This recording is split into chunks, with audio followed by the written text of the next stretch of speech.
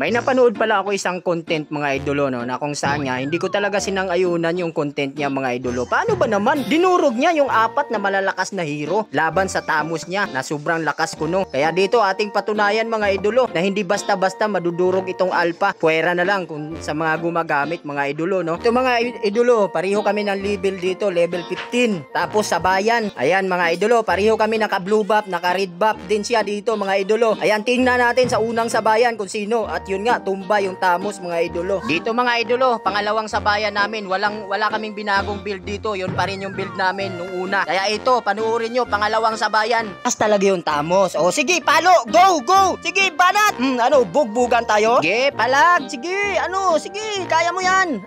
Kaya natin to pareho. Ayun, tigok ako. Nung napanood ko talaga yung content niya mga idolo, hindi talaga ako papayag. Ang lalakas nung apat na hero mga idolo. Tapos dudurugin lang ng Thanos niya. Nang ganun-ganun lang. Kaya ito, pangatlong sabayan, panuorin natin mga idolo. Dito natin malalaman mga idolo kung sino talaga ang malakas sa amin dito. Kaya ito, pangatlong sabayan, dito tayo magkakaalaman. Under attack.